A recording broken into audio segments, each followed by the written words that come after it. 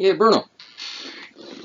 Oh, that's better. I heard the phone ringing upstairs, but I couldn't run upstairs, and I usually use the cell phone these days. It's much more convenient.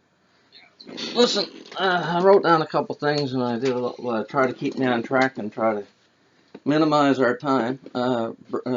Philip said he couldn't make a call anyway, and I sent you a couple of points that I feel a bit uncomfortable, but I feel bad for the guy. I'd like to see him getting a bit more recognition. As far as I know, he was on a training exercise before the Gulf War, and he was on a low-level training exercise. They had to they hit a downdraft, and they had to hit the gas and go straight up. He wasn't tethered in the back, and he suffered a traumatic brain injury, which meant that he had a lot of trouble looking after himself. And right now he's in a lot of agony, I guess, and he's very distrustful. Yeah, the one I told you about a couple times, and I met in Toronto.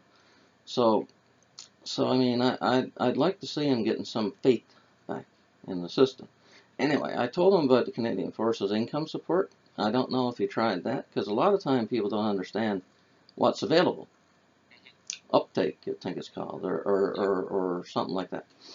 Anyway, I was posting, I don't know if, well, I don't care about people looking at it because I put it on my Facebook group, but I put down myself as one of the first things, and I was talking to the Veterans Ombudsman people today, and I put in a complaint to ask them to look into it for the dual client thing. You see, I was medically released, and according to the VPPM5, it states that medically released veterans are supposed to be dual clients automatically.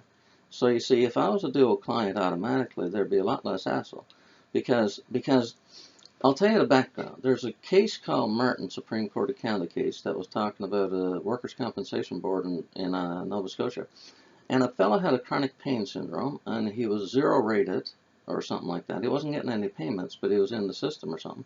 And they were saying that that was an important part, that, you know, being in an institution is part of, you know, you feel like you're getting took care of. Now, if there's supposed to be a system where I'm supposed to be medically released and I'm supposed to be a dual client of VAC and D&D, then why am I fighting with VAC and D&D? You see, I got OCPD, and I mean, I don't like to keep flaunting it. It's almost like I've got a shield or something that I'm saying. But imagine, this is the way I put it to a reporter recently. I said, imagine you got some condition where you get obsessed with things, and then you try to fix them. Then you're told by D&D that you were hurt in service. I was fighting with them for 2 years to get my CISA. I had to be hurt.